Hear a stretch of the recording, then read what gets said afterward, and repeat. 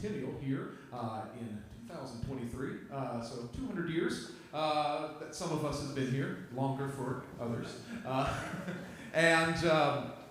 So of course, over the last 2 centuries, we've seen a unique culture develop here in Lafayette Parish, and of course, as with any culture, it's the sum of its parts, and there's a lot of parts here. We have 8 communities represented here tonight on our stage for Ensemble Lafayette, but of course, many others that we wish we could include, and maybe we'll have another one of these with 8 more communities to represent. But this is a good demonstration of how our culture is not static, it's not unchanging, it's always changing, it always has been, and it'll continue to change, and of course transformed by all of these different cultures here in South Louisiana. So tonight we welcome representatives of that culture. Some of these cultures, like those of the Atakapa Ishak and the Coco tribe of Kenechitene, have roots in this land stretching back for thousands of years.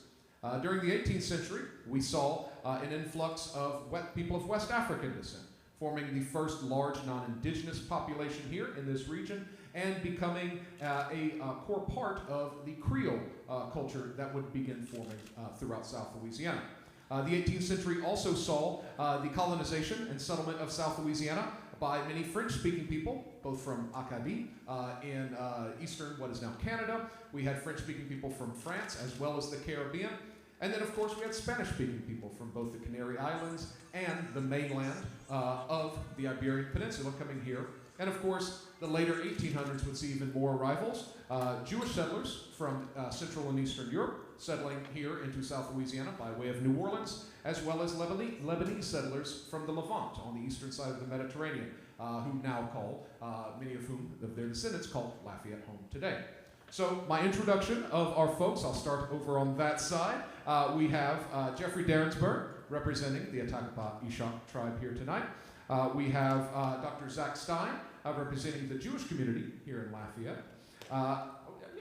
Awesome. Miss Patricia Cormier for the African American community here. Mrs. Sylvia Clues, representing the Creole community here. We also have Cougar Goodbear, the Coco tribe of Kenechitene, represented here. Judge Doug Saloon, representing the Lebanese community. Wade Falcon, the Spanish community here, and 2 different writers you'll hear about tonight. And of course, Dr. Barry Ensemble, representing the Acadian community here in Lafayette Parish. So, without further ado, the way we're kind of working this tonight, I'll call on everybody about twice, and we'll have our first go around is going to share some history of maybe different communities, different cultures, or also the families of some of our speakers tonight. So we'll start here with Dr. Jeffrey Derensburg here, representing the Atakapa Ishak, for a little bit of an introduction to some of the original inhabitants of this land. You can stand or you can sit, either way. All right. It's easier to talk when you're standing. Sla, Polotak Tol, Kawish Num, Pashanuk, on Kiki Jeffrey, Takapa Ishak, Yukitiki, Wishawatiki, Yababonchikin Kata, and Tola. I'm sorry, even after 200 years, a lot of the immigrants never learned to speak the language, so I'm speaking to you in Ishakoi, which is the language that my ancestors spoke around here. We are also immigrants here, based on our language. We did walk up here from Mexico about 4,000 years ago, so we've been here for a little bit. There are 2 indigenous names recorded for this place. One is Pashanok, which is the name of a trading village of ours over near a bridge that French people called Pinhook, and the other one is Kilwishnom, which is a later name that means white people town. Those are both names in our language. The Ishak, our lands go from the Atchafalaya Basin over maybe to Baytown, Texas, in the eastern suburbs of Houston. We are often known by an exonym, a name other people have given us, which is Atakapa, which means literally man-eater in Choctaw, but we did not eat people. I wouldn't be ashamed if we did. I'm from Louisiana, and I'll eat pretty much anything. But the name actually meant someone who would take you into slavery and combat. Ishak is our name for ourselves, which means the human beings, or those who have been born. And when we reorganized our tribe, we chose to have both names. It's pretty common for indigenous nations to be known by both an internal and external names. You know, the Mohawk and the Seneca are really the Ganegahaga and the Onondaga. any case, the Ishak have lived here for a very long time, and we were eventually enslaved here along with African people. Many of us, including myself, have both indigenous and African ancestry. The last fluent speaker of the old guard of our language died in 1979, and the language has undergoing a renaissance in the last 10 years, and I can say that we went from having 0 speakers in 2000 to 5 to 10 now, which is a great increase. So those of you who want people to speak French, don't give up hope. Our first contact with Europeans here was in 1528 when we rescued the shipwrecked Spaniard Alvar Nunez Cabeza de Vaca. We took care of him for a year, and in exchange for that, he called us a bunch of savages and complained to his bishop when he got home that we had openly transgender people, and we also had marriages between people that weren't just men and women, but also people of various gender expression. People who don't like that history, there's nothing you can do about it. That's what we did. We're also represented in this famous painting by Alexandre de Batz, Descendant Sauvage de Plaisir Nation, which shows a bunch of us standing on the shore of the Mississippi River. And there's the Ishak all the way on the right side with a ceremonial pipe for smoking. Now that I'm 50 years old, it's probably time for me to get the facial line tattoo, but I live in New Orleans and already a lot of people have that. We have lived alongside Acadian people for a long time, traded with them, and as my good Cajun friend David Shermy says, we did more than shake hands with Cajun people, and so a lot of us have Acadian ancestry, including myself. It's really great to be able to talk to you about our heritage here in Lafayette. I lived here for almost 10 years, and it is a place that I love very much, and I'm glad to see that so many of you here want to learn about the cultures of the really interesting people that live in this place. One of the things I would like you to know about the Ishak is that we still exist. We're still here. Many people here have our ancestry. And this is our home. This is our old home. And not just for those of you old French speakers who still call the place La Takapa instead of Acadiana. But we hope that you will recognize that and know that many people around here are Ishak, and we might look different maybe from some of our Ishak ancestors 300 years ago, but they called themselves Ishak because their ancestors did, and so do we. And there is continuity there. As we say in Ishakoi, Hweo, which means thank you for listening. And I'm really excited to hear the other people talk. Thanks.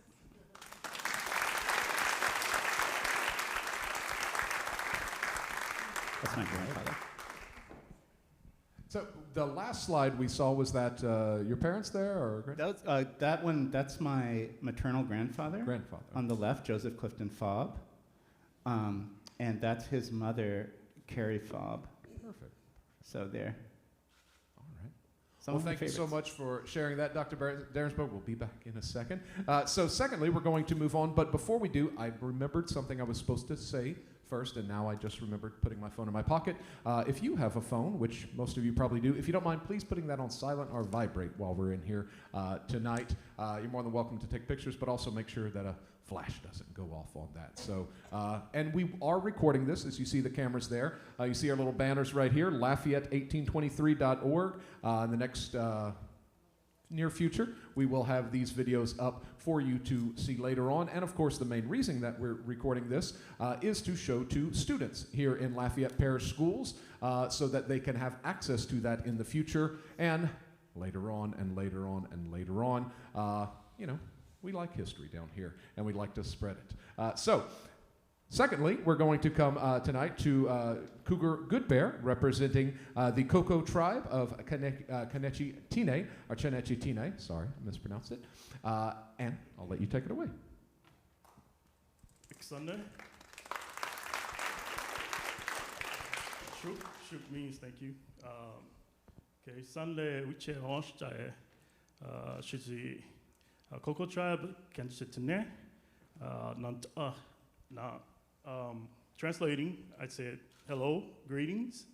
I am the chief of the Coco tribe of Chenectine, which are Poles and Row Standing, or Red Mud people. So I'm just translating it for you guys. So with this map, as you can see, we were dealing with the French. We are Apache people. We were the first Apaches to deal with the French. We are Eastern Apaches. So yes, you have Apaches in Louisiana. Now, as you can see here, Nation de Canse, and we're on the Red River, the upper Red River, going west towards Texas. But we were pushed down. We were displaced as well as enslaved down into lower, well, all of Louisiana pretty much. But what happened with the Cocoa tribe was that we had people that escaped. And so they came back together as a people. And that's how the Cocoa tribe continued. That's an ancestor, Mary Richards. But here it is very short. She was Lipan. We are Lipan Apaches. And she migrated with the Tonkawa people that went to Oklahoma. So we're here in Prairie Marron, and that's in St. Martin Parish. So we're in Prairie Marron going down to Bayou Tartu. So all of that land there was where the Cocoa tribe ran away, escaped from slavery, and continue bringing in their escaped brothers and sisters. And as you can see, this is an excerpt from a book that talked about the Cocoa tribe.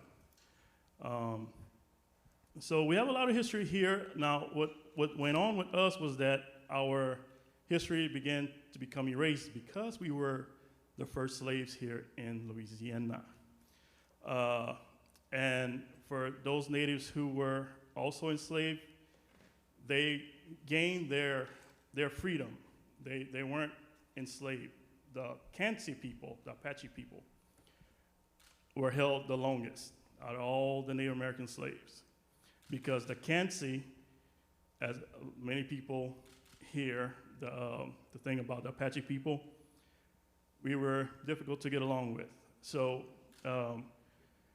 we also had school. We had a school with the Cocoa tribe that was here in Lafayette. That's another thing that many people don't know.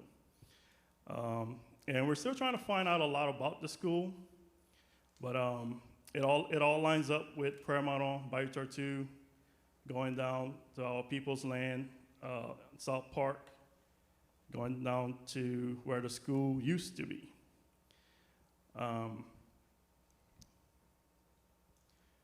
So that's my dad. Now, showing you guys that picture is to show you that we continued. We persevered through all the years. We continued with the horse culture.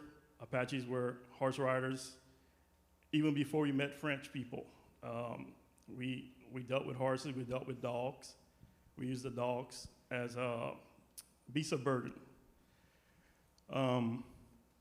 And when we began to ride the horses, we only began to contact the French for weaponry and trade, pelts and whatnot like that. We didn't need horses. We had horses already.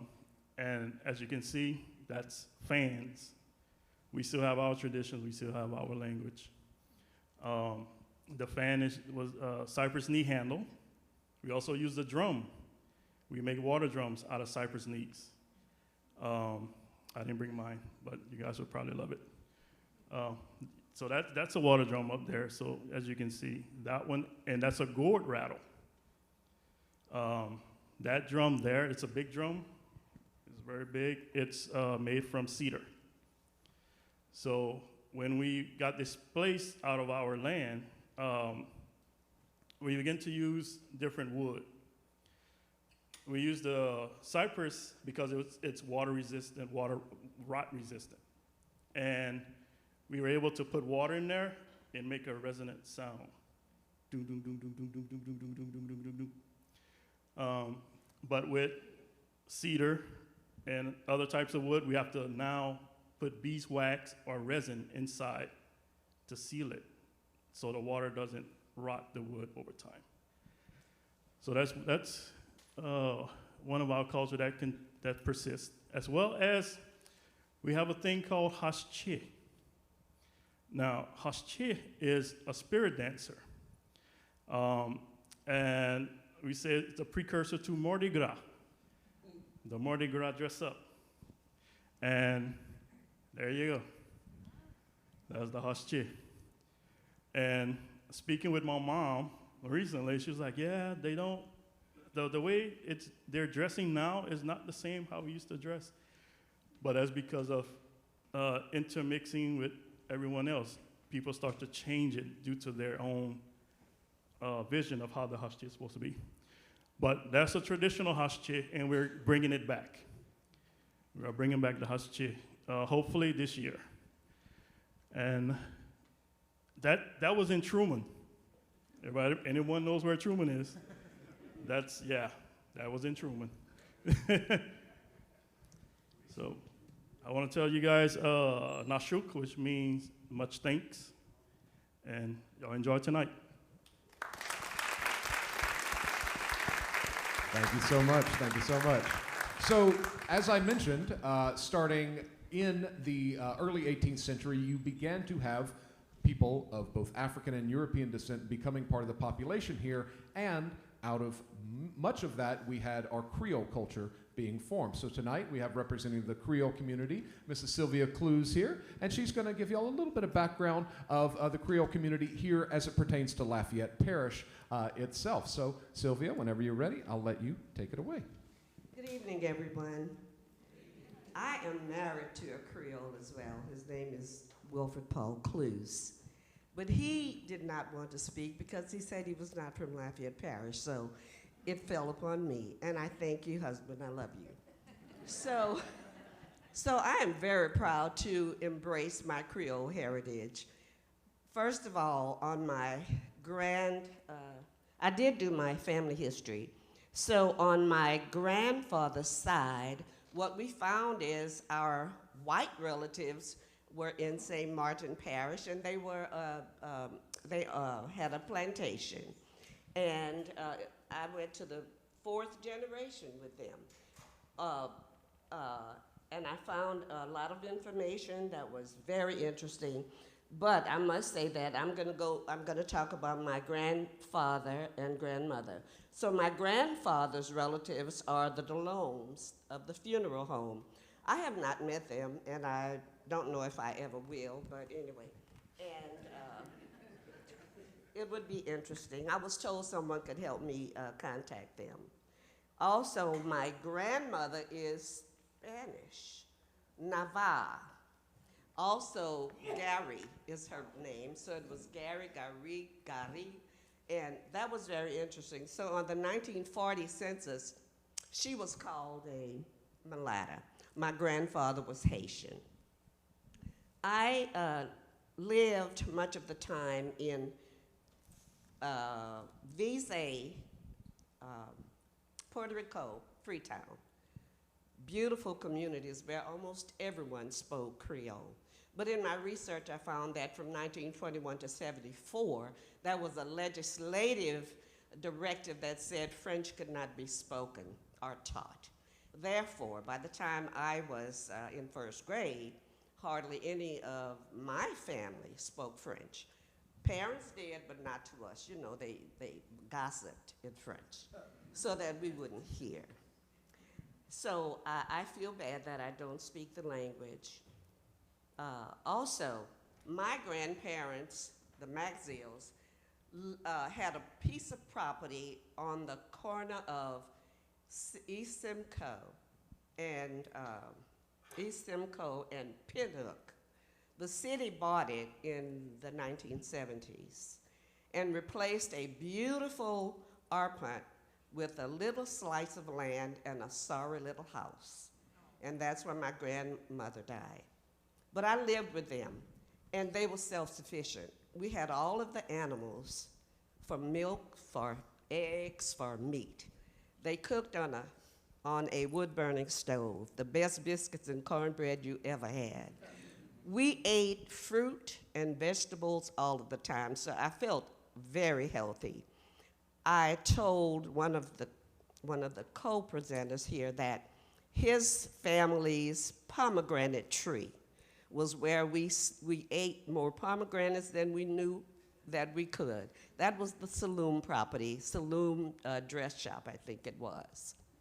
And otherwise, we grew up foraging every fruit and nut tree we could find between Porico, Freetown, Visay, and we had a good time. All of the people around the area that I'm speaking of, most of them, the elders were French, Creole speakers. So that was a beautiful thing to see, but as I said, we were not spoken to. We were spoken above. Now, around Porico, I lived 3 blocks from UL, and that's where the black kids went to play. UL had this cement enclosure where the kids walked, and it was smooth. So every Christmas, as far as I can remember, we got skates. And we skated, and we were the best until we got these box wheels. They would tear up. So we didn't know anything about the fancy skating rinks. But I tell you what, when we did, we got on the skating rink floor and had a good time. So I just am very happy that my father, who grew up as a sharecropper from Scott to Broussard to Youngsville, develop within us a spirit of competition and a spirit of being great at what you do. My daddy owned Colonial Cleaners on East Simcoe Street, and he got that money because the banks wouldn't deal with black folks at that time. He got that money from a gentleman called Ted Dreyfus, who was a Jewish gentleman, and they were the best of friends.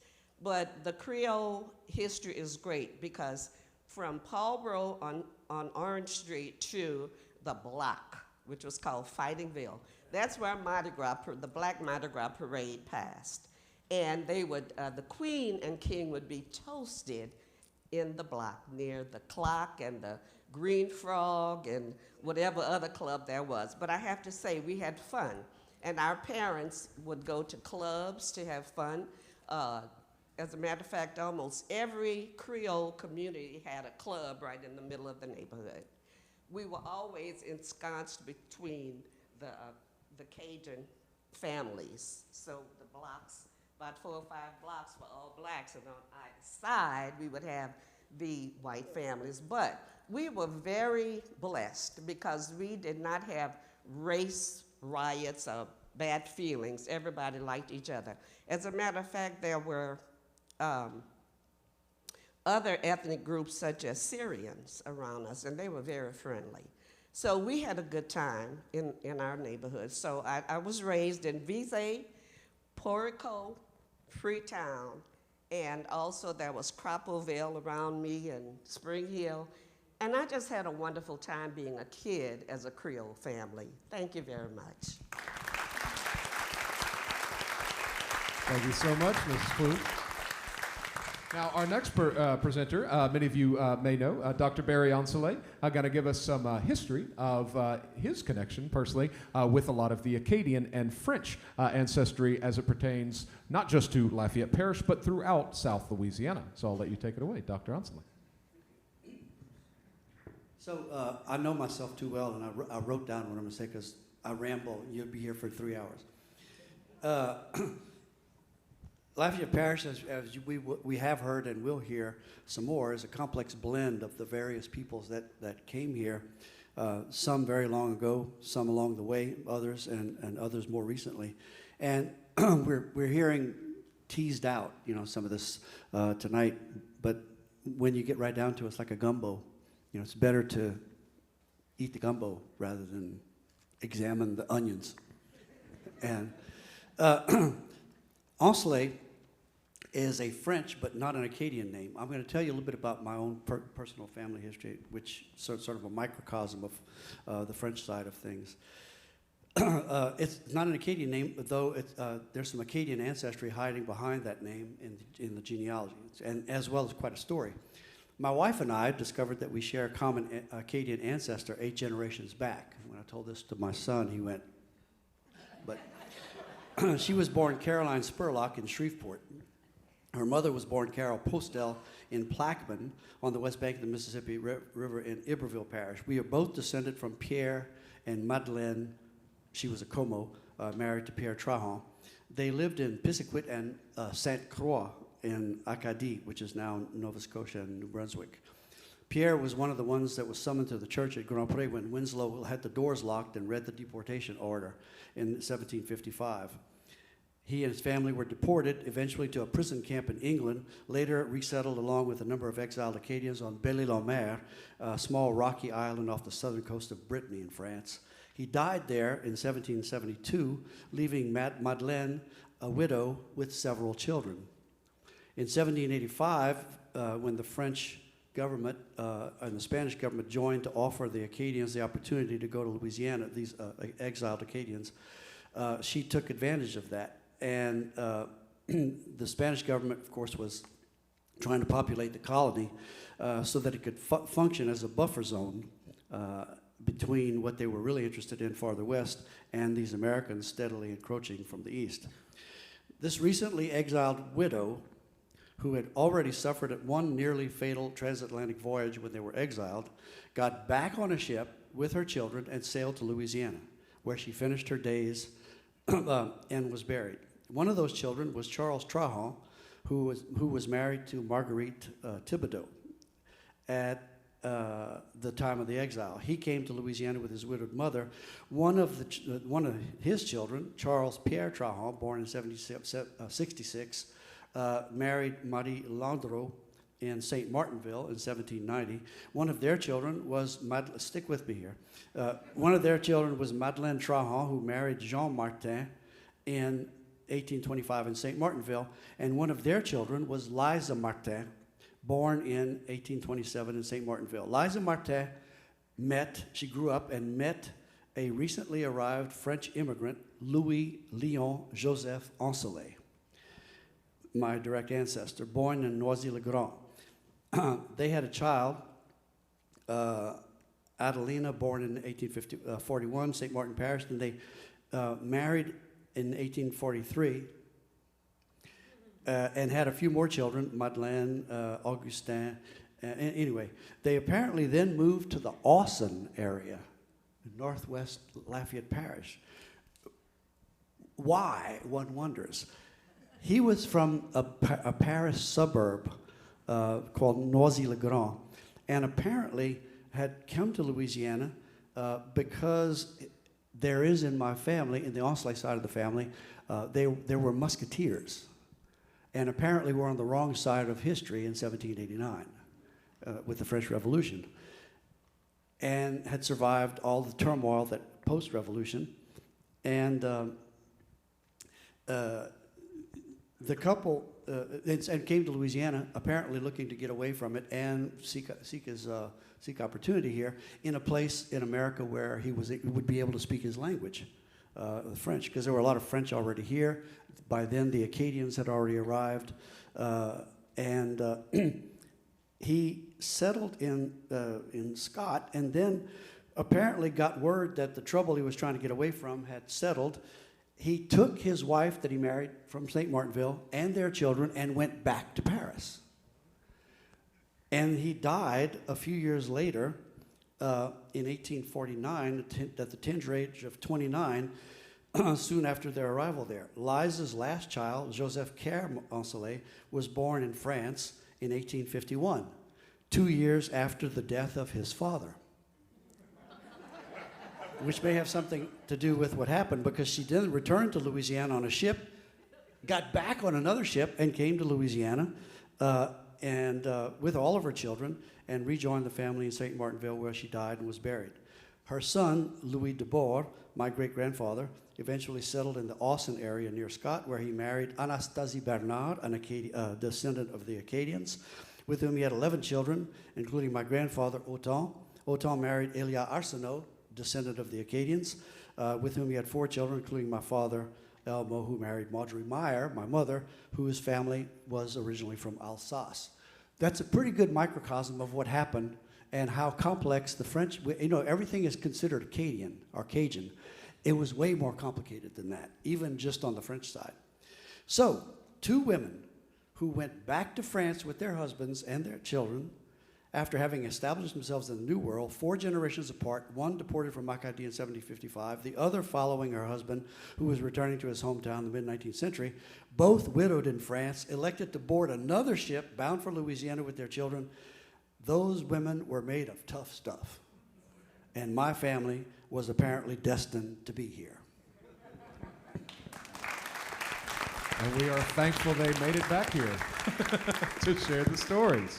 So, of course, as Dr. Ensemble mentioned, among the French culture here, it is very diverse. It was not just, thousands of Acadians, but people from France, people from the Caribbean, people from many parts of the French-speaking world. The same can be said for all of these groups represented, including the Spanish here in Louisiana. Many people are familiar with the Isleños, but there's another group we'll hear a little bit later about tonight. But I'll introduce now Mr. Wayne Falcon, representing the Spanish heritage here in South Louisiana, starting to tell us about the Isleños. Thank you. So we have heard about the French, and we're going to do a little bit of history and geography lesson. And my name is Wade Falcon, and I am the vice president of the Canary Island Heritage Society of Louisiana, based out of Baton Rouge. And you're going to see something up there. There's a map, and that is the Canary Islands on the western side of Africa, part of a island chain known as Macaronesia. It involves the Azores and Cape Verde and a few other areas. But they were not called Canary Islanders when they arrived in Louisiana. They were called Isleños. And so there is a culture in Louisiana, a Spanish culture known as the Isleños. In fact, there's a book in 1988 written about us that pretty much goes through that story. So what happens? A little history lesson. Before 1763, you can see here the French take up quite a bit of what we call La Louisiane. And Spain's got a healthy border and buffer zone between them and their arch rival, Great Britain. After 1763, there's a problem. Their arch enemy is now sharing an international border with them, and this is a problem, especially for this little city down at the bottom of the Mississippi called New Orleans. And the Spanish have to figure out, how do we protect our New Orleans? And so that sets the stage of what happens next. Spain decides, one of the easiest things we can do, we own the Canary Islands. It's been a pit stop for Columbus and anybody headed to the New World. We're going to bring 2,000 individuals, over 2,000 individuals, and have them settle in 4 locations in South Louisiana that buffer New Orleans in case of a British attack. So where are we going to settle them? We're going to place them in 4 locations. One's going to be Galvez Town. We're going to name it after Governor and General Bernardo de Galvez, and because he's going to settle those people along Bayou Manchac. That's the northern part of that international border, not far from Baton Rouge. The second one's going to be called Valenzuela, named after his brother's wife, and that's going to be settled. These people are going to be Spanish, and they're going to settle along Bayou Lafourche in that green area you see. The next set's going to be Barataria. We're going to put them around the southern part of New Orleans in case the British decide to attack from the south. And of course, on the eastern side, Terrebonne, or what today is St. Bernard Parish. And we're going to settle Isleños on the eastern front. This should protect all areas of New Orleans. That's great up until about 1776, and there's these people that are fighting the British and push them out of the New World, and by 1783, there's no need for forced settlements protecting New Orleans. What happens to these settlements? What happens to these people? They're speaking Spanish in a predominantly French colony. Spain owns the colony, but they don't do much with it. They start to bring these people in. They kind of give them rations, and by 1805, these families are abandoned. they assimilate with Americans flowing into this brand new territory of Louisiana after 1804. And they start speaking French, and they start speaking English, and they assimilate with that culture, except for one of the settlements, and that would be St. Bernard. They're so isolated, they retain their culture all the way up to today. And in fact, you can see some photographs taken in the 40s and the 50s of those Isleños. They are no longer farming. They're fishermen now. They are trappers now. They are learning to deal with the land, and they still speak Spanish. Still speak Spanish. We go into the early 20th century, they become very important. They have an indelible mark on our local culture. They start one of the very first early jazz groups, and that's Mr. Alcide Yellow Nunez on clarinet. We have something more related to our culture today. You know the song, Allons à Lafayette, c'est pour changer ton nom. This is Joe Falcone. His entire side of his family were all Isleño, Spanish speakers, creating the very first Cajun French record. How do you explain that? How do you explain that? So you get this intermix of those cultures. We move on into later years, and the Dominguez family, who settled near the Falcone family, move into Scott area, Western Lafayette. You're talking about Judy's, Dusson, Rain, all of those areas. They join other music groups. In this case, you can see Haywood Dub Domingue, and the Dominguez family become the Domingue family. They get French names attached to their Spanish heritage over time. They settle in areas like Rain, Dusson, and Scott. In fact, the Falcone family up there, that old lady, that's my great-great-grandmother. She knew nothing but Spanish and French. You can see the Alamo family. Means German, but in Spain that means German. That's the Spanish family. The Dominguezes of Scott. The Hernandezes of Judice. We don't think about Spain being in Lafayette Parish, but it's there. Hernandez Dominguez.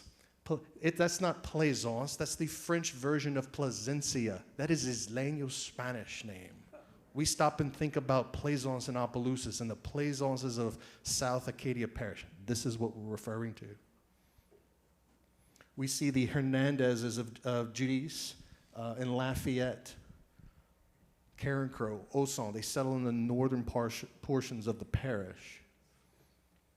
Very dark hair, olive-complected skin, very similar to it.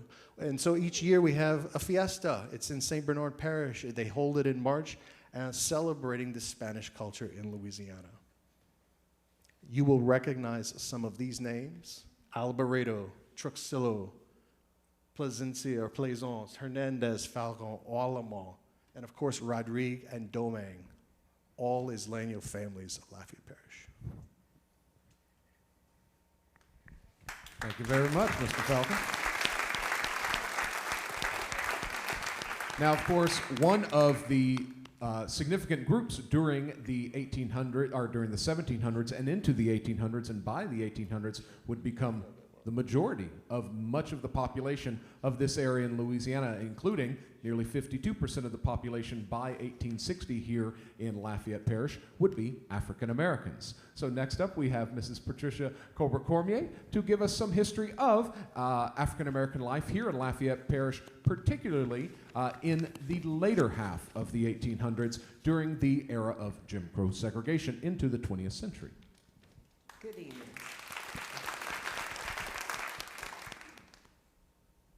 As far as the African American presence here in Louisiana, we were freed as slaves in 1863.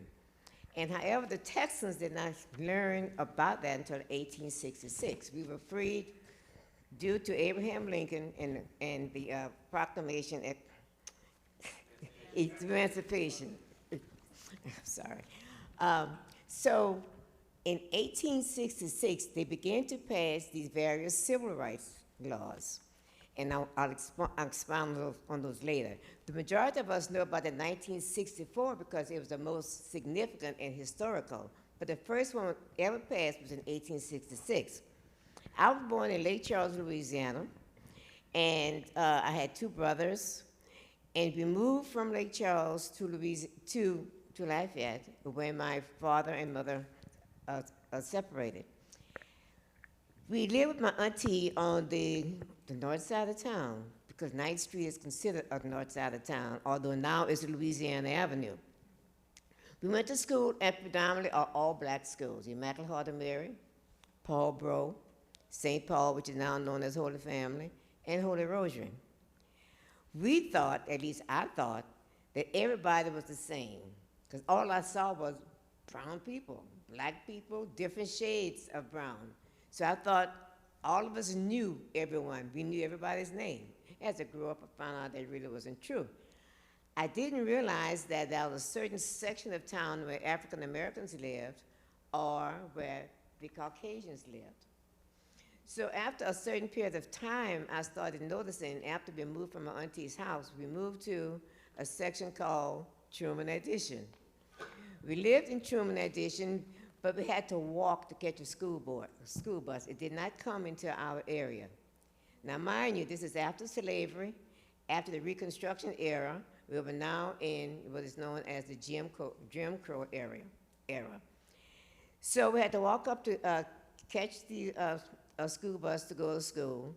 And I noticed after a while when the school buses would pass with the white kids, there were always some derogatory names or some ugly names that were being called to us, and things were being thrown at us. And I didn't understand that either. So as I grew up, my mother and my father were working at the hospital, both as aides. They would empty bedpans, they would clean the people, and they'd be called all kind of ugly names. And I decided I would pick cotton during the summertime, and of course there was a white man who would pick us up, but they were very nice to us, so again, I didn't know there was a racial divide. I then, in my high school years, I worked in a white lady's kitchen, Mrs. LeBlanc. And I'd clean her house. Her family would come over on Saturdays, and she cooks a very good dinners. I mean, they were good. And I'd smell them. I'd be in the house on my knees, scrubbing and waxing her floors. And many of you may remember Johnson wax, where you really had to polish the floors. And my plate was put at the bottom of the cabinet right next to her dog's place. So after they were finished eating, then she'd come in the kitchen, fix her dog's food, and after he ate, then I ate. I couldn't understand that either. So I made my mind, when I would grow up, I was not going to empty bedpans, I was not going to work in anybody's kitchen, and I was going to give myself an education. So I went on to school at UL, and I noticed there was a difference there too, because then I had gone to all black schools. So I didn't know that there was a separation there. And the first English class I took, the English teacher let the whole class know, all of the African Americans who were in that class, that we shouldn't have been there. We had no business being there. Now, back in '57, Mr. Carlton James, as some of you may remember that name, and some of his friends had insisted on integrating SLI at the time. And when I went to it, it was USL. So they let us know without doubt that we were not welcome at UL. No matter what kind of grade we made, A's or B's, we all get a C, except those who failed. You know, they would get that F. We always get a C. I had one professor, I was taking his class, and I will not call his name, may he rest in peace. I had a B average going into his final exam. I studied hard for the final exam, and all the questions he asked, I knew them. So I made a high B on the test. So I went into the test with a B average. I asked him a question, and when he put the name together with the face, I got a D out of that course. I spoke to Dr. Audemars at the time. I spoke to several people, and it didn't change anything. I was stuck with that D. And I've learned not to question anymore, don't let them put my name to my paper anymore, because my grade would be dropped. After that, I went on, I started teaching in the parochial school system, and I taught at Lafayette High for a while, and I taught at UL for a while. And of course, you may remember the athletes would sleep in separate dormitories. There's only one dorm for all the male athletes. and I'm ahead of myself, they had to sleep off campus. After the civil rights law was passed, then they were able to sleep in the dormitory. And so there was all the African American students had to sleep off campus. We couldn't go on campus at night unless we were like a pack of animals. We were all together. We couldn't be in the library at certain times. We couldn't cross the street. We couldn't go to any of the activities. We stayed in the Newman Center, and they stayed in the Student Center. So we could not do any of those things either. So there's a lot of things that happened, but things have changed since that time. And I think I'll tell you more about it during my second half. There we go. Thank you so much. Thank you so much, Ms. Cormier. So, there we go. And kind of going chronologically here, as we get to the middle 1800s, we start seeing here in Louisiana, just as within much of the United States, we have many, many more cultures arriving here in Louisiana. Of course, we're right near New Orleans, and that was a big draw. Now, today it's only 2 hours. Back then, much more time to get back and forth, but still, this area here, not only because of its proximity to New Orleans, but because life was changing here, industrializing more towns and cities were growing up, and bringing in people working in those cities, not just necessarily in the agricultural industry. And two of those groups that were very significant were Jewish immigrants and Lebanese immigrants. So to tell us about the Jewish community here in Lafayette Parish, we have Dr. Zach Stein. Thank you.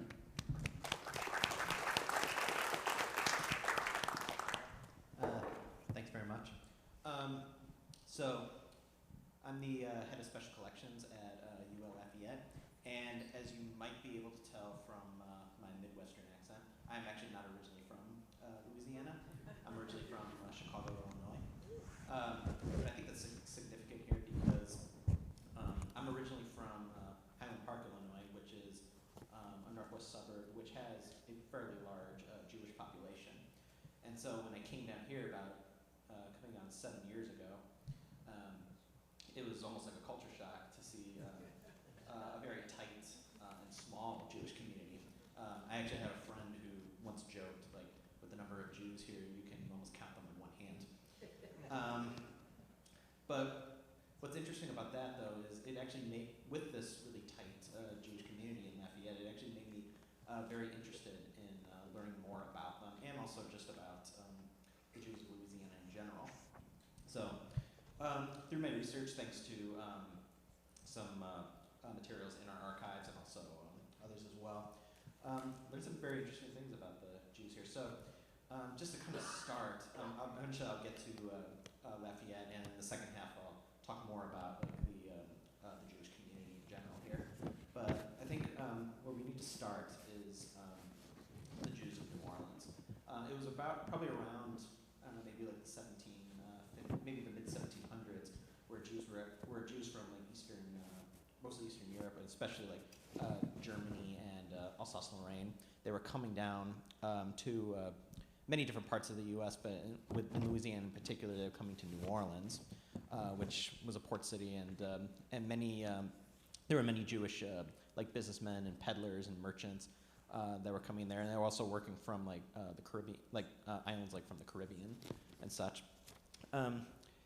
And yeah, when they came in to New Orleans, many of them very much assimilated. The only, as far as, I mean, anti-Semitism you could probably find everywhere. Probably the most blatant example of anti-Semitism during that period was around 1724. The French governor, Jean-Baptiste Lemoyne de Bienville, enacted a French law known as Code Noir, also known as the Black Code. And that specifically referred to like restricting the rights of African enslaved persons. What's interesting is Article 1 of that code actually didn't mention like enslaved people or enslavers. It actually specifically talked about the expulsion of Jews in French colonies.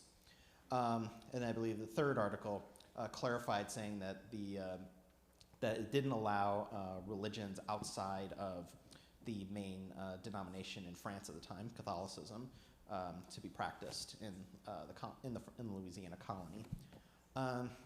thankfully, this wasn't really enforced, so it didn't seem to be a huge deal at that time. But in this period in New Orleans, the Jewish community did flourish, and there were a lot of like many famous individuals like Judah Toro, Judah Benjamin, and they had some great like big businesses and like and all that. But what's kind of interesting is that a lot of it actually had to be done through assimilation. Sociologist Benjamin Kaplan once said when he did a study on Jews in New Iberia, he talked about how like assimilation killed both anti-Semitism and Jewry. Because basically what he's saying there is almost like a double-edged sword. Like on the one hand, when Jews assimilated by like marrying other like Gentiles and such, they in many ways they avoided being segregated against and harassed and such for being Jewish. But on the other hand, they're also kind of losing their Jewish identity and those traditions. And that kind of gave rise, and that kind of may explain the kind of Judaism that was practiced, which was classical reform, which was a very lax form of Judaism where not much Hebrew was spoken and such. But then jump to about mid-1850, yeah, it's about mid-1800s about, and we're going to Lafayette. Once again, a lot of Jews coming in from like Germany and Alsace-Lorraine, and they actually fit in pretty well. Part of it was, especially the Jews from Alsace, they were French speakers and were able to get along with the largely like Cajun population, which many of them spoke French. And interestingly, from what I've read, the Cajuns actually had a very libertarian view of especially religion. As long as like it didn't intrude on our religion, you could have your religion. So they Jews and Cajuns actually got along fairly well. I guess I'm running out of time, but I guess in the next part, I'll talk a little bit. I guess in the next part, I'll talk a little bit about like some of the Jews in Lafayette that really made a mark, and there were several, including Benjamin Falk, Henri Bendel, and Maurice Hyman.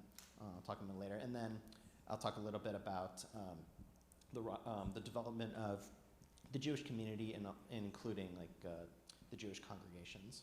So, yeah. Thanks so much, Dr. Stein. Alrighty. So as I mentioned, we had, of course, going back to the early 1700s, Jewish community here, but getting up to the 1800s, and around that mid-1800 time, you had another community coming from not so much Eastern Europe, but the Eastern Mediterranean, and that would have been Lebanese immigrants making their way into South Louisiana at that time. And to tell us about that, we have someone with a last name you're probably quite familiar with, Judge Doug Saloon, right here. There we go. I feel like a youngster. My ancestors didn't come till the 1890s, so I'm the youngest one of this group.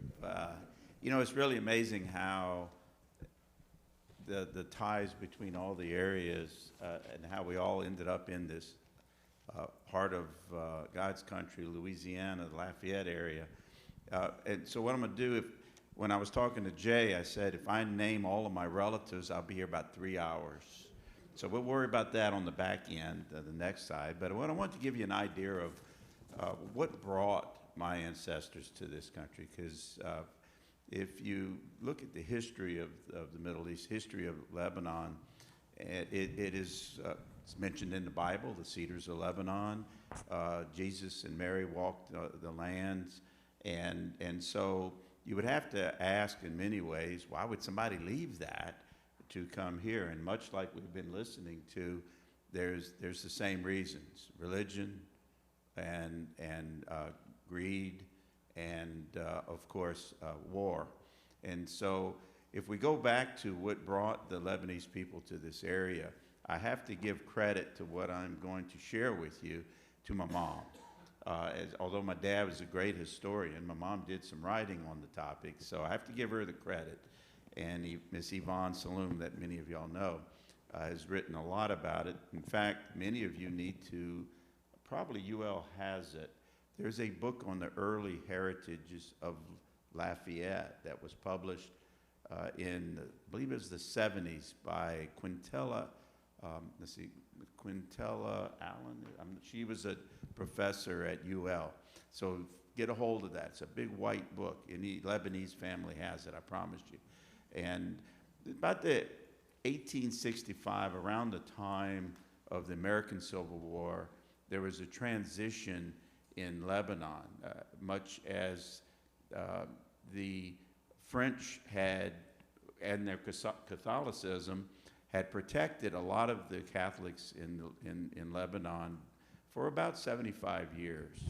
And then the Ottoman regime and the Turks and the Muslim faith took over the Druze, and there was a lot of persecution going on in Lebanon in those 1860s.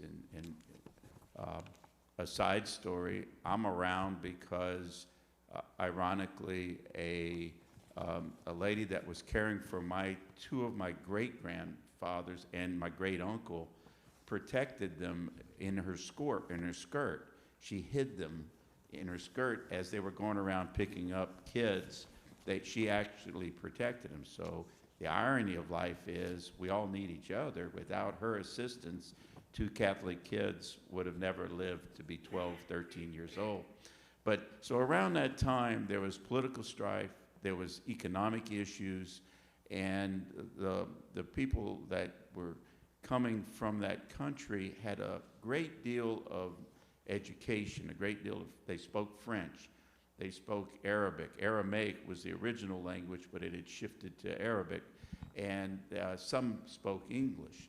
So around the 1870s, 1880s, I believe it was around the time of the World's Fair in Philadelphia, a lot of Lebanese vendors were brought in by the Turkish communities to participate in that fair. And that was your first real move of Lebanese immigrants into the United States. They began what became a second wave. When they went back and told everybody about it's America, I think they would say Amerika. So more Lebanese people came in the 1870s, 1880s was the second wave. Well, the second wave of Lebanese people were more of the merchants. They were more of the peddlers. So from 1870 to really the first ones in our area here came in the late 1880s. And they were all general merchants. They were all peddlers. And so from the 1880s to really the 1920s, I think World War I put an end to a lot of travel. And then there was a gap, and then the Lebanese population picked back up in the 1940s, really the USL days, when technology created. So you had really 3 waves of Lebanese coming in. The vendors, all of which were very educated. In the 1880s, the peddlers, which we'll talk about after some of the stores and the names many of you will be familiar with. And then recently, it's been the computers, it's been the engineers and the Middle Eastern. And with that also changed from the early immigrants being mostly Catholic to the later immigrants have been mostly Muslim, but all from the same parts of Lebanon. So it was unique how it shifted for the reasons that they came to this country, which also has to do with the French. The French were protectors of Lebanon, as I said, for so many years. A lot of Lebanese people who were also at that time called Syrian because of the fact that Lebanon wasn't officially recognized until I believe the 1920s, 26. So that whole community, Syrian Lebanese community, was very familiar with the French. They were also very familiar with King Louis and St. Anne. And so coming to New Orleans area was easy for them. And then when they got to New Orleans, of course, they realized that it's a much better place to live in Lafayette than New Orleans. So they ventured on to our area here. And so that was pretty much the basis of why we have so many Syrian and Lebanese people that have moved to the Lafayette area. It's French, Catholicism, and of course, the ability to own your own store and land. There we go. And a little bit slower pace of life than New Orleans. A little bit too busy over there, I guess. Well, thank you very much, Judge Saloon. Thank you. All righty. So I know we had already spoken about the Isleño history, but I do want to get back to the second group of those Spaniards that settled here in this time, to kind of wrap up a lot of our historical background, because we have another group that's a little bit closer to home rather than the Isleños further in southeast Louisiana who did migrate over here, but I'll let Mr. Falcone tell you about that group. That is true. We do have, when we stop and think about the Spanish in Lafayette, and we think about them in Lafayette Parish, we don't tend to think about the Isleños, but we think of another group that's a little closer to home, okay? The Isleños tended to have moved to Lafayette Parish and settled in the western, northern sides of the parish between Judy's, Scott, Cancton, Carencro. But then there's another ethnic group that comes in from Spain, and they're not from the Canary Islands. They're actually from a place in southern Spain. In fact, they come around the same time. There are two major leaders in Louisiana at the time, and that's, of course, General Governor Bernardo Galvez and the Lieutenant Governor Buligny. And they don't want to necessarily have a Spanish settlement in Louisiana to defend New Orleans, in as much as they come up with the idea we want to actually try to populate the state with a Spanish city, or at least try to. And they come up with this plan, and then they argue a little bit. Should it be in Arkansas post? Should it be a little further down, somewhere along the Teche, maybe closer to the Atchafalaya or somewhere on the Mississippi? And they finally agree, no, we're going to place it in a location midway on the Teche. And today, you can see that area, and it is along what we call Spanish Lake, Lake Tasse, or Tasso. Eventually, the Americans that move into this area will name the town after the Spanish that are living there, and they will call it, and they will name it after the Iberian Peninsula that they come from, and of course, we all know that town as New Iberia. And you can see there on an old plat map some of the names of those settlers that resided in this area. Later in the 19th century, they would carve out an entire parish for these people and name it Iberia Parish after those settlers. You see Lopez. You see names like Aguilar and Romero. You see Miguez and Segura. These, of course, are Spanish names. Of course, they are there. And they integrate within the larger Cajun population. They assimilate, they start to speak French, and within only 2 generations, they've already lost their Spanish heritage. Much of that does not come with them. You can, unlike the Isleños that move west and settle into the western part of the parish, the Malagueños, the people from Malaga, Spain, settle on the eastern side. They settle in the southern part of the parish because they're coming from the Bayou Teche region. So in Youngsville and St. Martinville and Cade and areas on that side of the parish, you see names like Romero. You see names like Segura, Garrido, okay, Spanish, or Garry, we call it today. You might think of the names like Villatoro. What is this? Well, it's Viatar today. You don't stop to think about names like this, that they're actually Spanish. And you can see a bunch of those names right here. There's other Spanish families that come into Acadiana at the time. Ortego or Ortega, they have interesting backgrounds. Quibido is actually Quevedo. Corbella becomes Corvel, Corvel Toyota and Opelousas. Those are Spanish names. And Nunez is a Vermilion parish. Also are originally Spanish. They come on their own accord on other Spanish ships throughout that time. I'd like to also back up to the Isleños a bit and just tell you my personal family stories with that. They settled in Valenzuela. They were the Falcones. They intermarried the Dominguezes. They intermarried with the Carbos and the Gonzaleses. And they stayed there until about the Civil War. And the 2 brothers that arrived from the Canaries, their grandson, his plantation tends to get destroyed in the Civil War. They pack everything up. They get on a boat. They travel up the Teche, about to Opelousas, Port Barre area, Washington, and they take a covered wagon out west, and they land, for some reason, slightly west of Dusson. And that, for one reason or another, on the old Spanish Trail is where the Falcons settled. And from there, all the Falcons and all the Dominguez, they follow this trail, and that is kind of where they settle and they expand.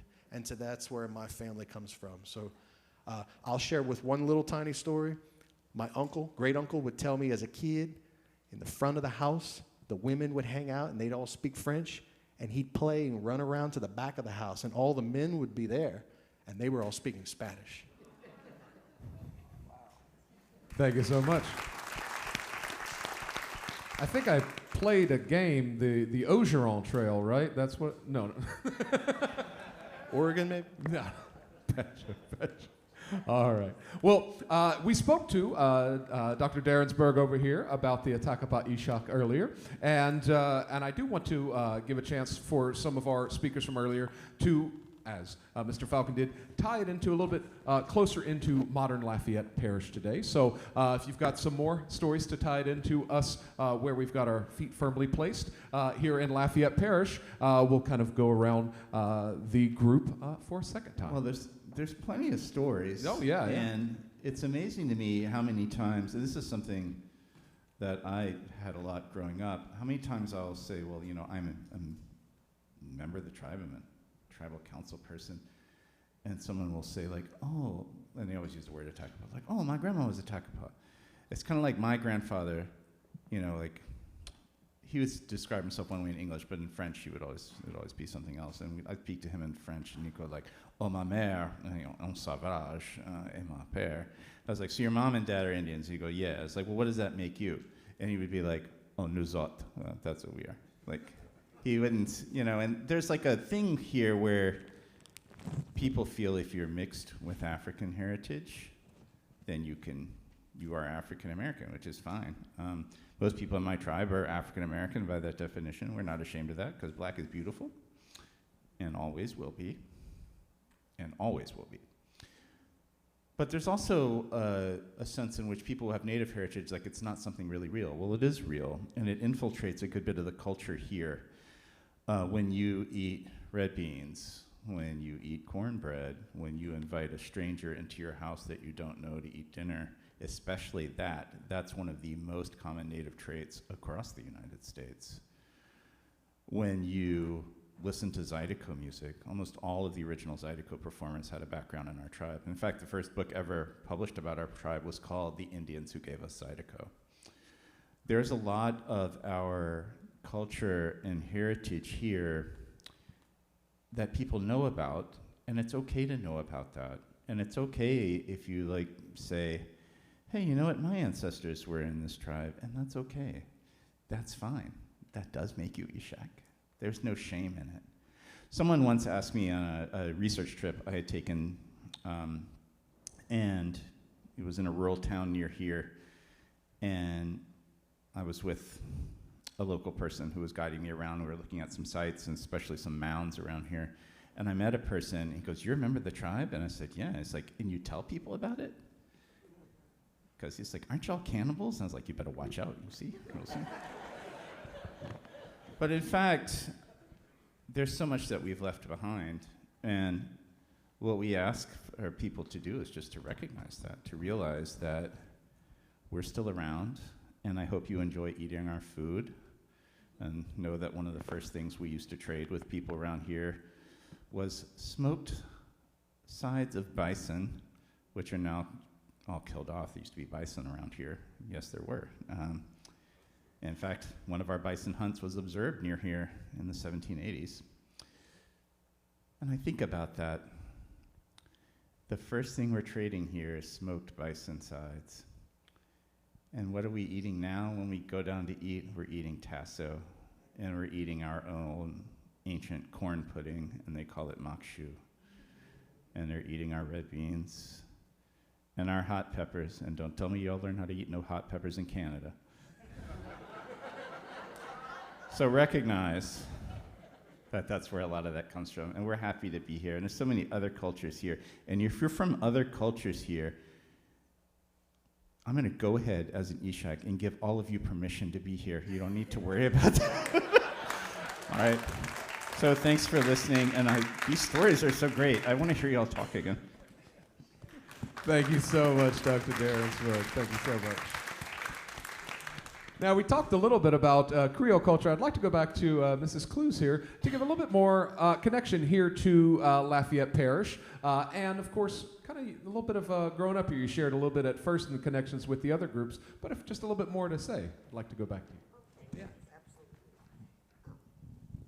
First of all, I have to say that my father was...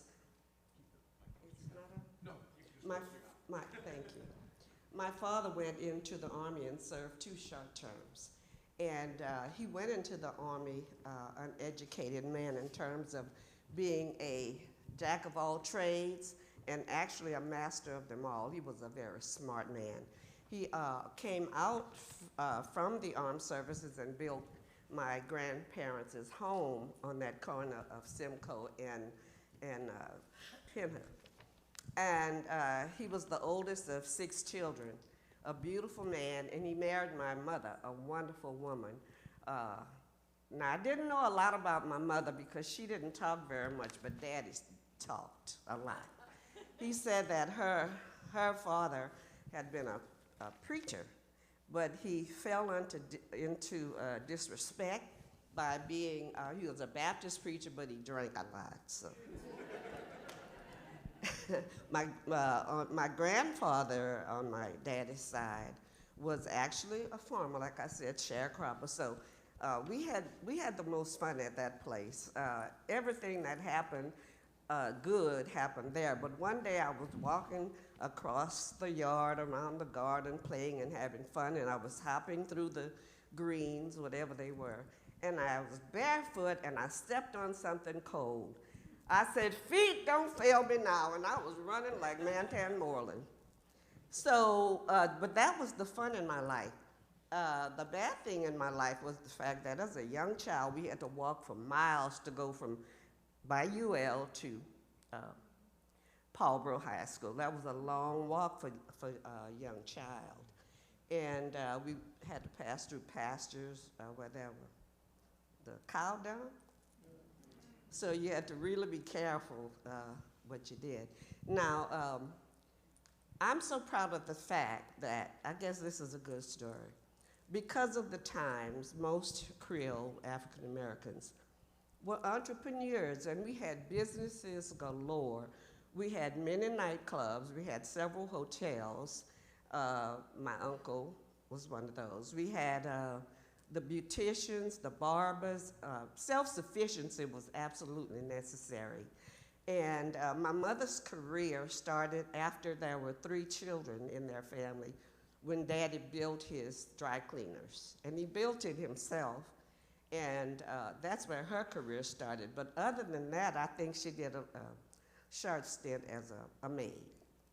There were positives and negatives. We got some nice clothing and toys. But that was a point in our lives where we dreamed of having our parents around more. But mothers were babysitting and taking care of houses. But anyway, it all helped us to grow and to be the people that we are. All of my siblings were entrepreneurs as well, a florist, a plumber, and the most fun was sitting at my daddy's dry cleaners, and the old men of the neighborhood would be talking Creole and English, telling big fish tales. So I stood there listening to them because the women were gossiping, but when they gossiped, they didn't let us hear their gossip. But we heard all of the fish tales, which was very fun. And I think I just enjoyed growing up around my parents, but my father was my best friend. Mama kind of was stilted, I don't know. But he was the most fun, my grandmother and my grandparents.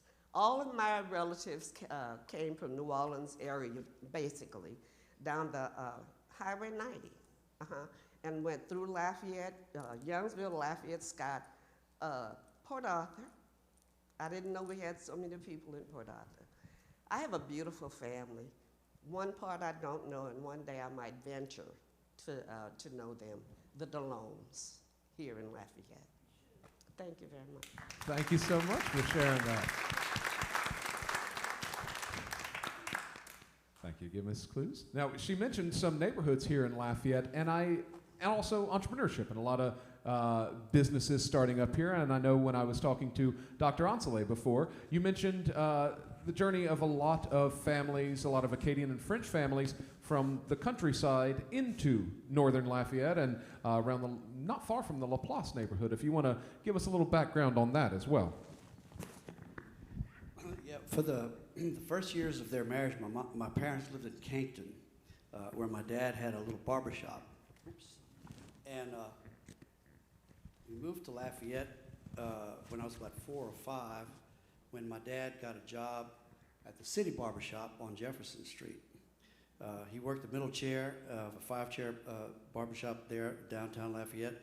It was a classic old-time men-only barbershop that featured striped bibs, hot towel shaves, shampoos, to facials, shoe shines, informal information on everything from politics to horse racing.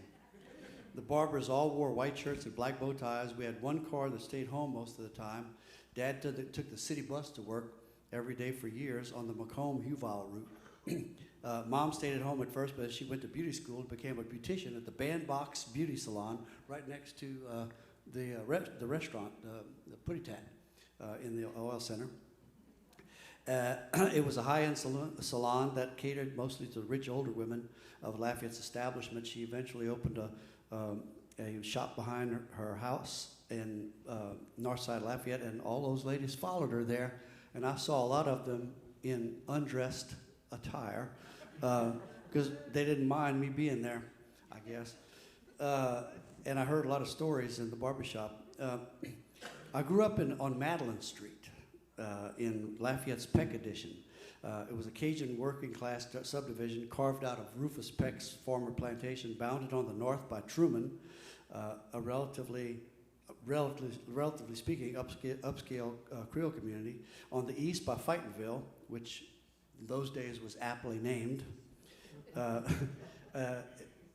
On the south side by Huval Addition, which was laid out in remarkably almost like a West African village with curving paths instead of streets and blocks in some places.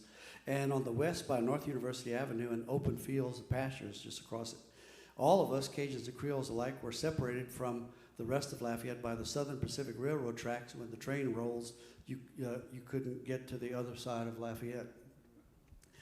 You could still see Rufus Peck's modest old plantation house on St. Antoine Street and the former slave quarters on Helen Street nearby, though the little shotgun houses were by then all occupied by poor elderly white people.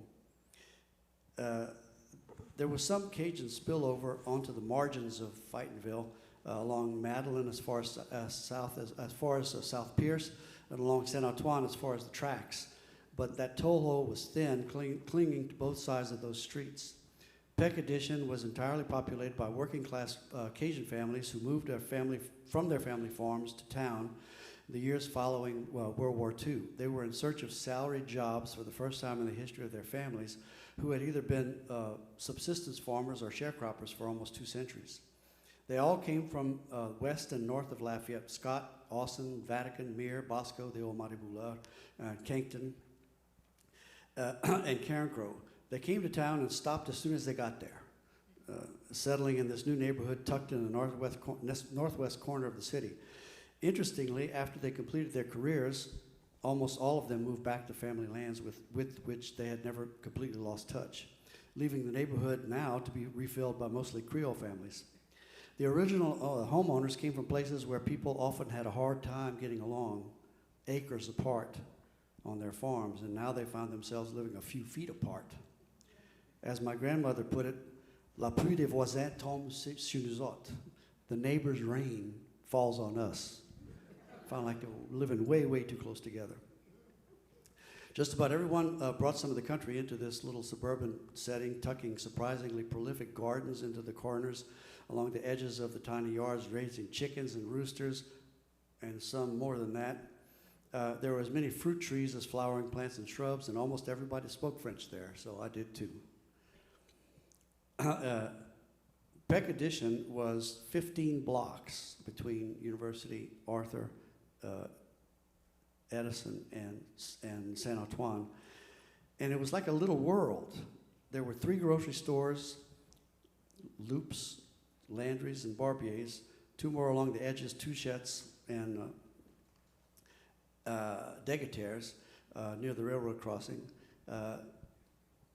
There were old-time stores. These were old-time stores. You could get everything from fresh produce, meat, milk, eggs, bread, canned goods, sewing thread, glue, fabric, paper, pencils, ammunition, nails, screws, and comic books. Landry's had been retrofitted into what used to be a house. Barbier's was the most recent, had actual aisles and a meat market. Touchette's was one of the best meat markets in Lafayette at the time. There was, that's where boudin guru Lawrence Menard got his chops, learning from Mrs. Touchette. It's his recipe that is still featured at the Best Stop, by the way. If I can have just a minute, I'm going to get us through the neighborhood. There were 3 dry cleaners. This is in 15 blocks. There were 3 dry cleaners, 3 packaged liquor stores, a barber shop, a cobbler shop, a seafood market featuring mostly catfish, gar, shrimp, and crabs, 2 appliance repair shops, one specializing in washers and dryers and refrigerators, the other specializing in televisions and radios, Matt's Fried Chicken Inn, Pelican Creamery, which provided home milk delivery, Joe Sellers Texaco service station, and an automobile repair shop in 15 blocks. It was like a little world. It was like a little city. And across the university was Dale's Drive-In, and up along the other side, A&W Root Beer Drive-In. Dale's did not tolerate loitering. A&W did, so it became the teen hangout during the summers. The neighborhood was essentially a petit monde, a little self-contained society. And it was one of the most amazing places to live. There were no fences, so everybody's backyard was everybody else's backyard, and we played in the middle. The St. Anthony's Church was right across the street with a huge parking lot for bicycle riding and skating, and there was a big field where we played every kind of game imaginable. All those kids, we basically raised ourselves, left after breakfast and came back for supper. And everybody's mama was everybody's mama. And everybody's dad. If somebody else's mama told you to stop, you did. It was like this huge family. Often say it takes a village. Well, it was a village. Thank you so much, Dr. Ansley. Thank you so much. So I know you mentioned the Peck Edition bordered partly by Truman, and I know Chief Cougar Goodbear, you were showing some of our pictures in Truman and spent some time there. A little bit about what brought some members of your family from St. Martin Parish, but here into Lafayette Parish. A little bit about that. Okay, so my family ranged from St. Martin Parish and Lafayette Parish.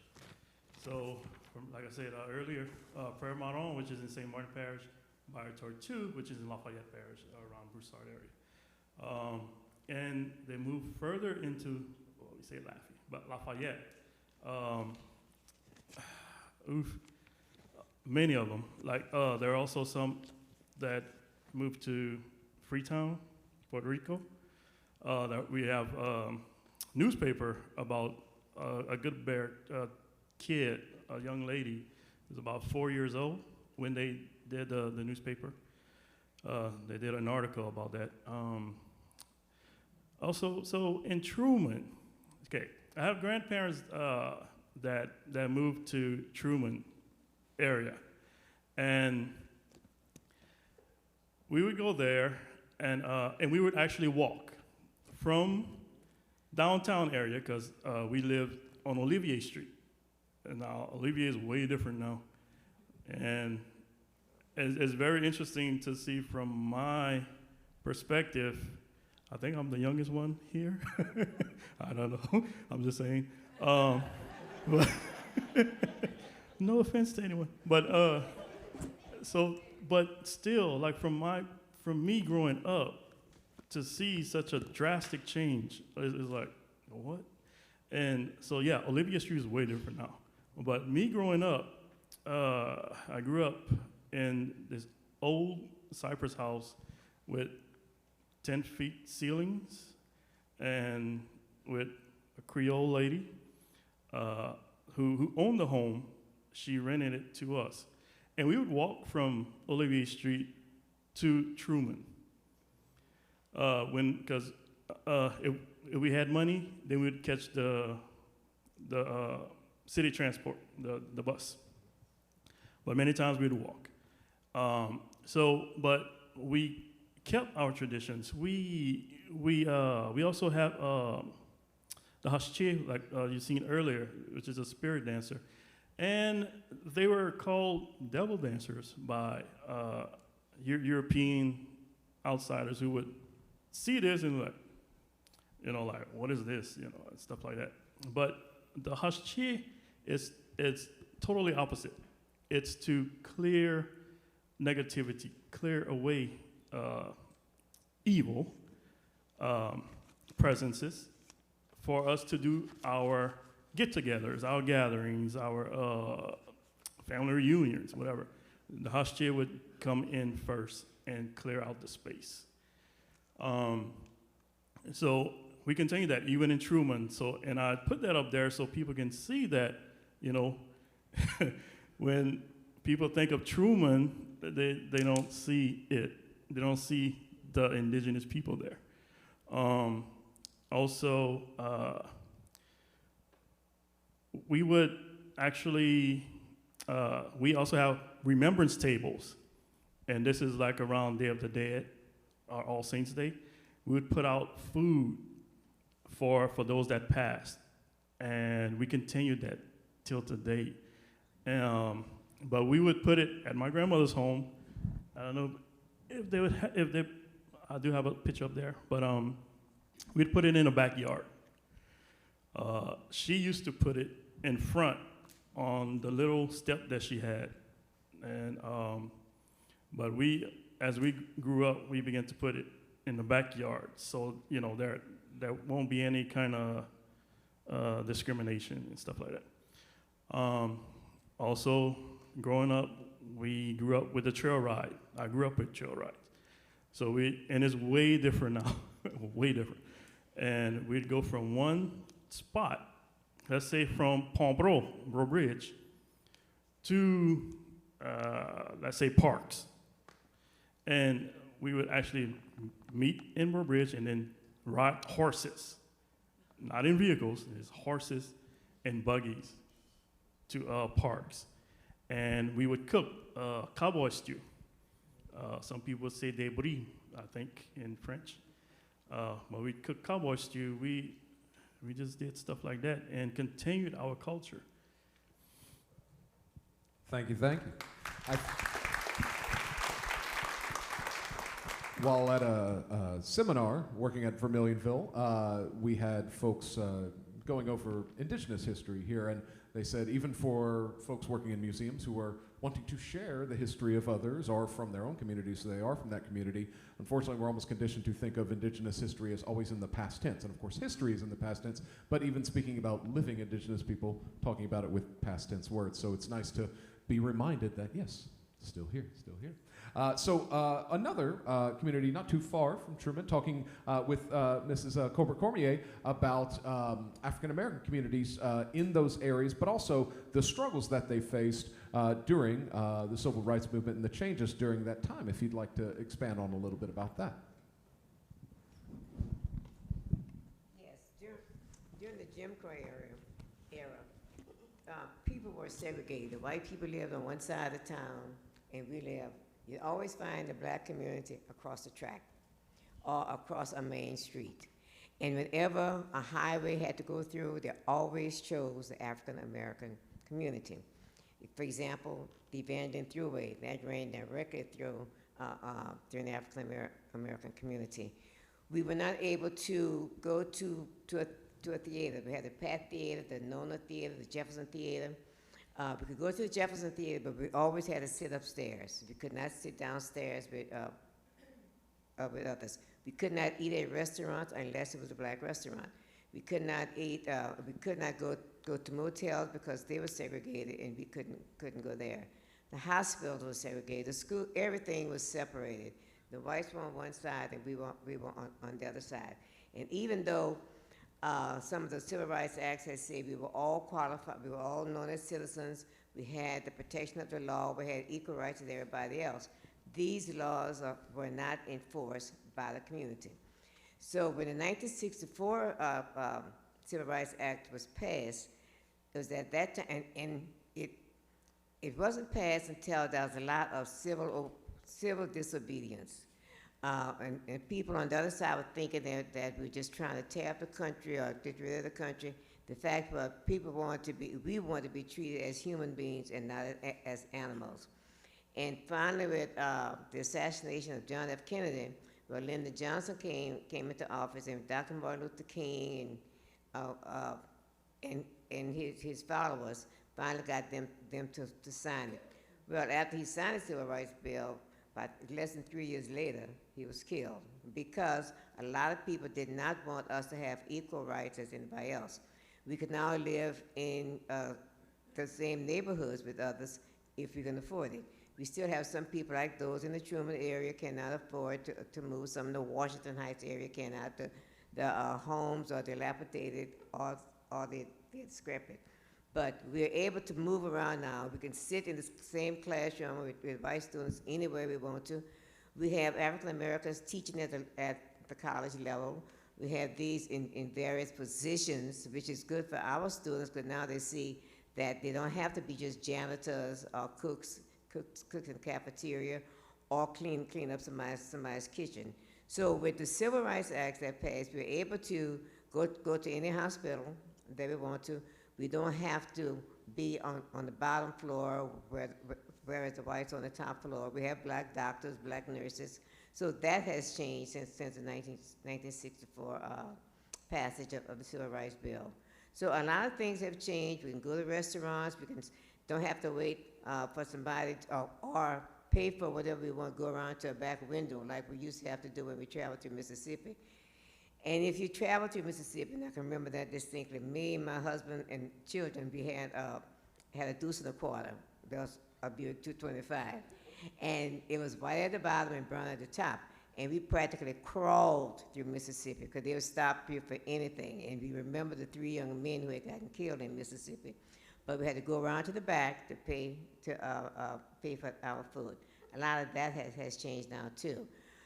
There still need to be a lot of changes made, because even though we have these laws, a lot of these laws are not being enforced. We have a lot of violence that's going on. It seems as though it's worse now because more of our young people getting killed than during the Civil Rights era. So there have been some changes, but we still need to make plenty more changes. Kids who've graduated from these integrated schools, I can remember some of the families, including myself, we had to fight with the principal or the administration to let the kids have their place of honor. They're supposed to graduate first or second, and then they were moving them back up further back. So we have progress, but there's still a lot of progress that needs to be made. Thank you very much. Thank you. Now, I want to return back to Dr. Stein talking about the Jewish community here in Lafayette in particular. And, of course, we talked about its origins, especially in the big port city of New Orleans, and making its way out here. But getting a foothold here in Lafayette Parish, but being a smaller community, much smaller than some of these other communities, well, but very tight-knit, if you want to expound on that. Yeah, absolutely. I emphasize the whole tight-knit aspect of the Lafayette community, but despite being fairly small and tight-knit, they were still able to make their mark in this region. I mentioned a couple of names earlier, like there was Benjamin Falk, who was he was a Russian immigrant he was almost like a jack of all trades. He was a city alderman, a fire chief, an oil man, and he also opened the first opera house in Lafayette called the Falk Opera House. And actually, right below that opera house, his wife, Mary Plonsky Bendel, ran a store. Actually, I think she ran many stores. In addition to that, her son was Henri Bendel, and many may know him as a famous fashion designer. and he was mostly based in New York, but yet he used like his French heritage actually in many ways acted as an influence for his work. And obviously the Bendel Gardens was where he planned to retire and build his mansion. And also just a fun fact, his sister lived in the house that is now the French house in UL's campus. Just a little fact. And of course, most may think of like Maurice Hyman, who founded the Hyman Oil Center, and he also helped he actually kind of helped Lafayette grow as a city with like his businesses and all the charities that he contributed as well. Now, I mentioned these people, but back in the I guess starting in like 1860s, it basically got to a point where they were prominent enough that the Jews needed to establish and recognize themselves as a cultural and religious community. So first they went to Governor Alexander Mouton actually donated plots of land first for the Jewish cemetery, which is still there today. And with that cemetery, they formed a board known as Menachem Avelim, which means comfort for mourners. And as I said, that cemetery is still today, and we still bury individuals there. And then in 1881, we got more land donated by the Moutons, and this time it was to build a synagogue. I believe it was by 1889 the synagogue finally got built through contributions through all-day picnics and bazaars. And that congregation, of course, became Temple Rodef Shalom, which would eventually become Temple Shalom. And one of the things I found very interesting, and I never knew this growing up, that this temple, and we have them all over, this temple had what was called a temple sisterhood. So it was a group of the women of the temple, and they would basically they ran like the religious school. They would ran the religious school, helped with renovations for the building, and also participated in many charities. One such, which one was like donating canned goods to Jewish refugees in World War II, and others were like service for the blind in the Lafayette area. And they also had an interesting fundraiser, which was called like the spaghetti, where they would have like spaghetti. They would have these spaghetti dinners, and they even had like their own homemade tomato sauce, which they wrote down, and it's available in our archives. And that's a picture of Maurice Duquesne, the late Maurice Duquesne, one of our who was a congregant, and him with the help of Flora Levy, a prominent Jewish native in Lafayette, helped form like the Flora Levy lecture series, which we still have today. I guess one, and kind of just to sort of conclude in all this, one of the things when I first moved here, one of the things my dad recommended was seek out the Jewish community. They will look after you and help you out. At first, I was like, wonder what he meant by that. But interestingly enough, he was right.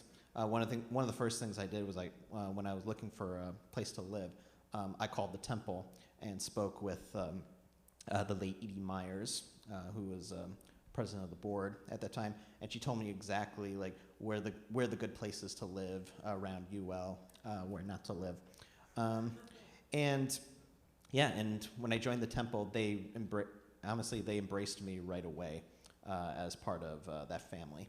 So basically, I guess what I'm saying is, despite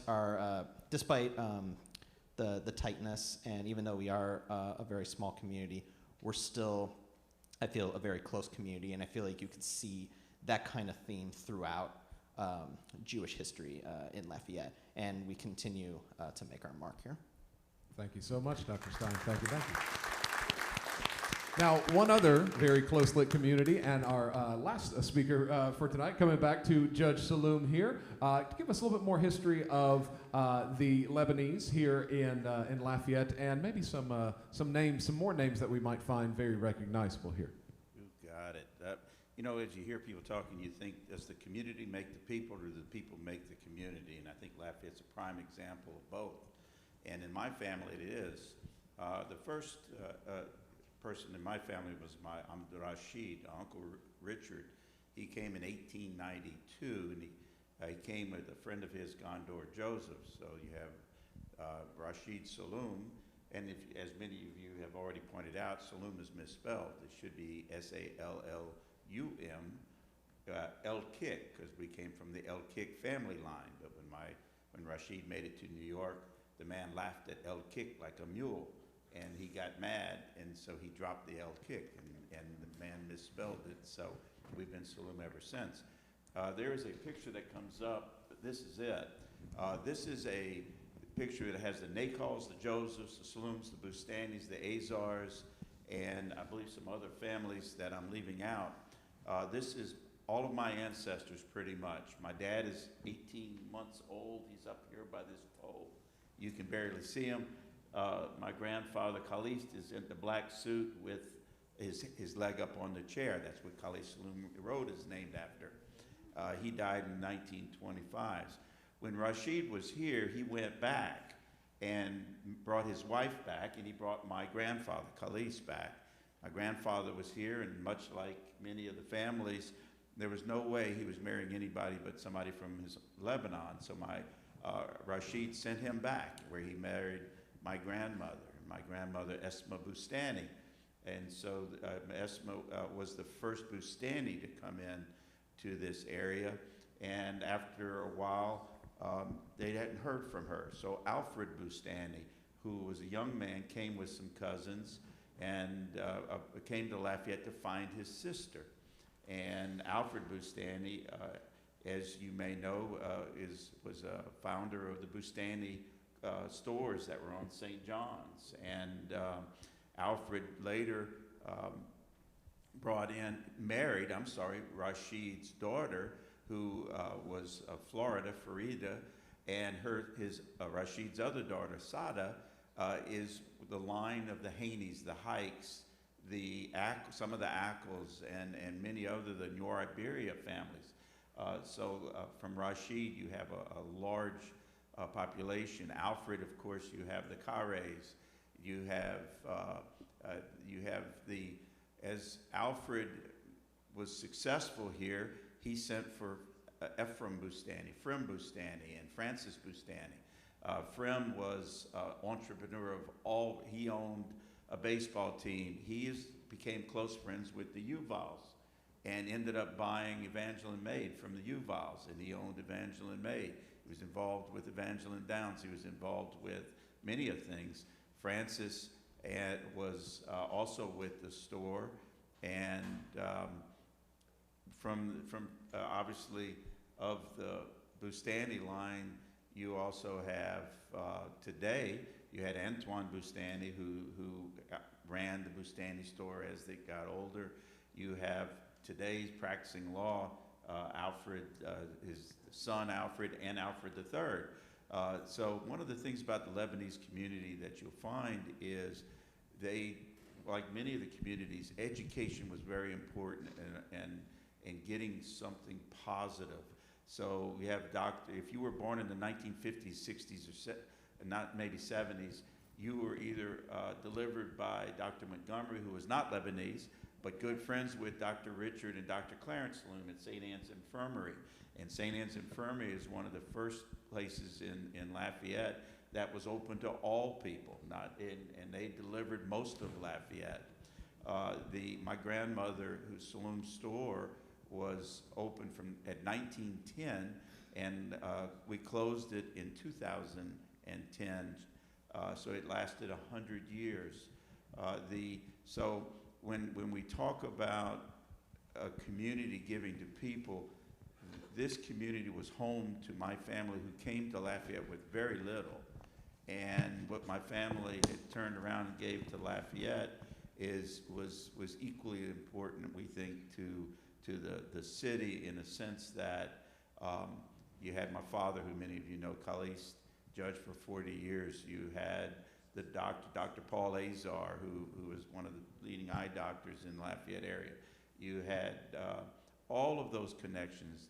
Al Khaire was a city prosecutor for years, and I could go through the list, and I'm gonna hurt people's feelings because I'm not mentioning all of my family's names, but the point I'm making is basically this community adopted us and all of my ancestors, and I think we've spent and we'll continue to spend a lot of time thanking that community for having us. And I thank y'all for having us on this panel. I can speak for the entire panel. We have a lot of history in this little area right here, and a lot of it's tied, and we're hoping that a lot of it lasts a lot longer than we will. And yes, you are the youngest.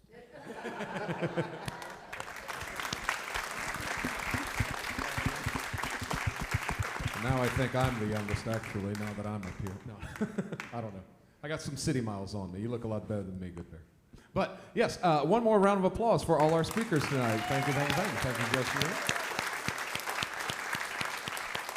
So once again, thank you to Lafayette Parish Bicentennial for hosting this event here. Thank you all for coming out. I wish we had some time for questions and answers, but we have a lovely lobby out there. So in a few minutes, we're going to be heading out there. And all these folks will hopefully be sticking around a bit. So if you feel like asking a question, by all means, go on and do so. Just one more thing, though. For those of y'all who don't speak French up there, Ensemble, on est Lafayette. Together, we are Lafayette, and that's what we've tried to do here tonight. These are just 8 folks, some of whom have been here since they were born, some of whom came a little later, some of whom are more recent arrivals coming from around the Chicagoland area. Some of us got here, you know, from Chickasaw County, Mississippi, and Sumter County, Georgia before that. That's me. Hey, what's up? But, and like Judge Slim said, even if, you know, you've more recent arrivals, you've been adopted here, and you know, as Jeffrey said, hey, we're all, you know, now welcome according to you, and together, that's how it kind of becomes. I'm taking your word for it. There we go. But as I mentioned at Vermilionville a lot, where I work, diversity is not a modern buzzword. It's not something that's not a list you got to check off or this or that. It's the story. It's how we got here. It's how we still are here. And for lack of a way of putting it, I think it's the only way we keep going forward. So please, as we keep going forward, time is a train. It's moving us forward, whether we like to or not. Let's try to do it as best we can together. Ensemble, on est Lafayette. Thank you all again for coming out tonight.